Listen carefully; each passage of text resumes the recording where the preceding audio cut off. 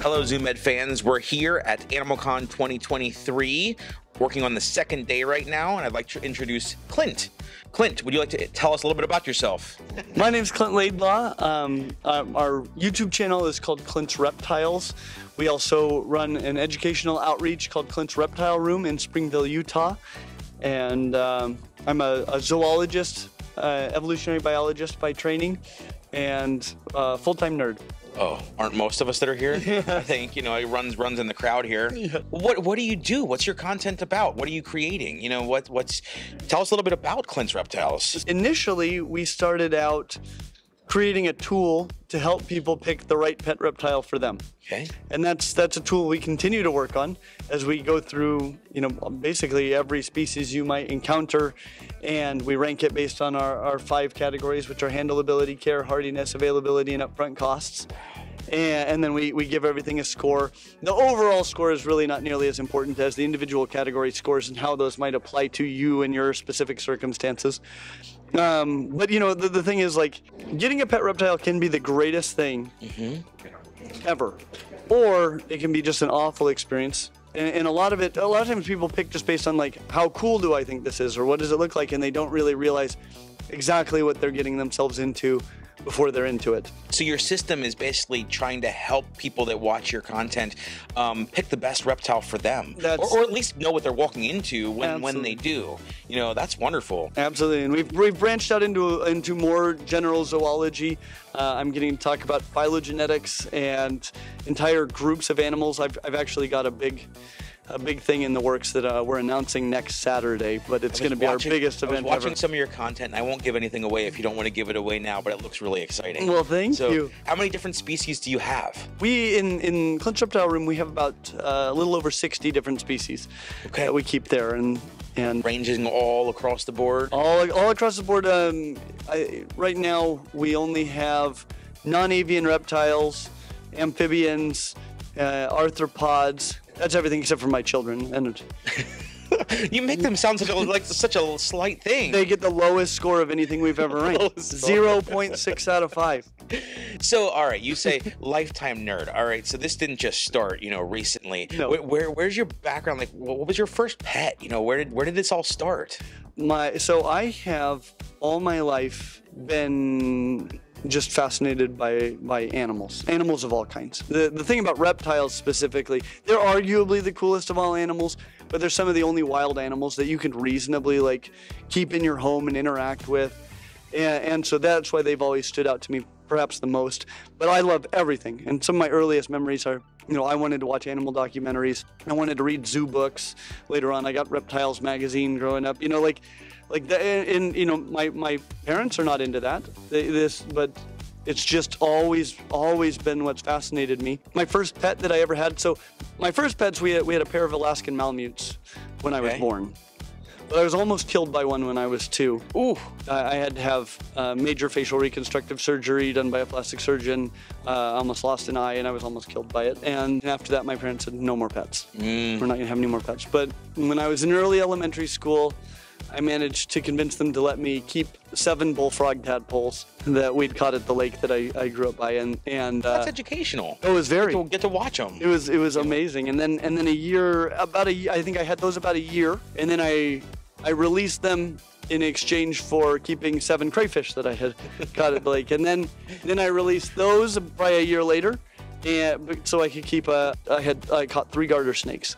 That's wonderful. And those were my first reptiles. And you were still young then. You weren't even 10 then, from what you're describing. No, I was early elementary school. Oh, that's wonderful. You obviously have a lot already, you know, that you're doing. Are there any animals that, you know, you still say, oh, that's still on my list? Like that's one that I really want to aspire to that you haven't achieved yet.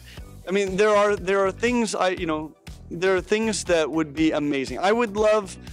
I don't know if I really want a crocodilian per se. It's not a good pet, especially if you can't keep them outdoors. I've never seen an alligator raised indoors that seemed like it was developing properly. That's fair. And so, you know, like, I would rather have no crocodilian than a crocodilian that I'm not able to care for properly. But I would love extensive experience being around crocodilians. That's a thing, but the reality is that a lot of the species I'm the most excited about, I have.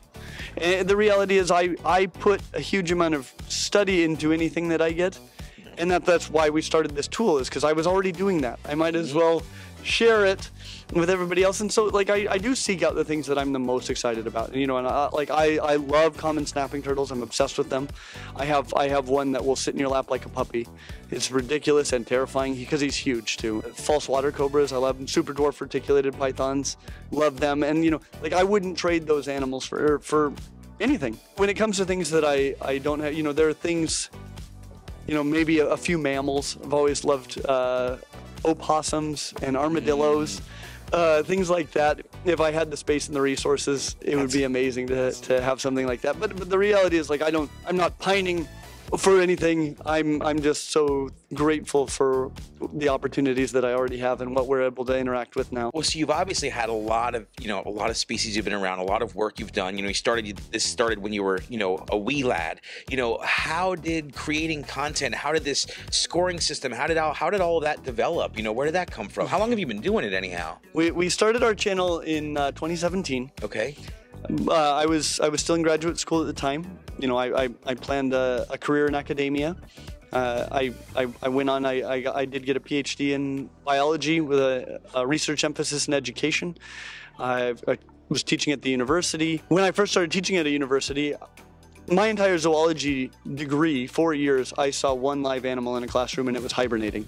And they somehow sucked all the fun out of a zoology degree, and I don't know how that's possible. And so when I started teaching, I wanted to have some animals to show.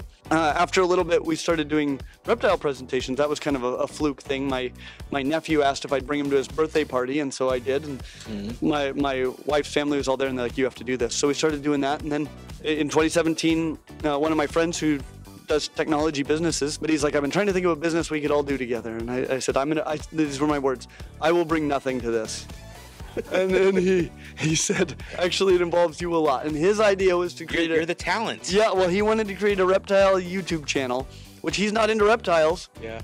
And I'm terrible with technology. So his thing was perfect partnership. It was perfect partnership. He'd learn how to video edit. He would do all of that side, and I would just be content. Yeah. And the reality is, I love to teach. I love to share these things with others. I just didn't have the technological skills to do something like this, but I would have loved to have done this. And so our dream, I didn't know there were people that made a living on YouTube. Our dream was that we would earn enough money so that sometimes our families could get an Airbnb for the weekend and hang out. That was the big picture dream for Clints Reptiles. And so, when it's like, okay, well, I'm gonna create a reptile YouTube channel, I didn't consume YouTube for entertainment at that time in my life. I've never, most of what I consume in terms of media always has been educational. I would go on YouTube to learn things. YouTube got me through cell biology class.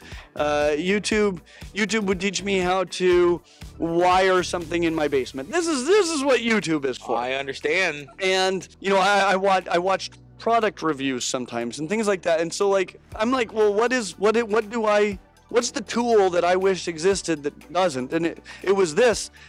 And, and it was really the only videos I could think of that seemed worth making. And I wasn't watching. Brian Barczyk was the only reptile YouTuber I think I had ever watched. Shortly thereafter, I think I discovered Dave Kaufman. And the first time I met Dave, he's like, "The first time I saw your 5 categories," he's like, "Why didn't I think of that?" And my thought was, it was all I could think of. So you're essentially giving back to the YouTube community what you've taken out of it over the years. You're giving a tool to the future hobbyists of this category, people that are thinking about keeping a reptile but don't quite know what they're getting into. You're giving that to them. It's interesting because within the last couple of years, our pet content period has become not our most successful form of content. Really?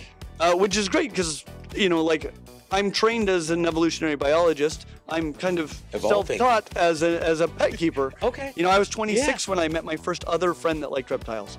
And we're going to continue making the pet content because that library is not complete. And it's a tool that is needed.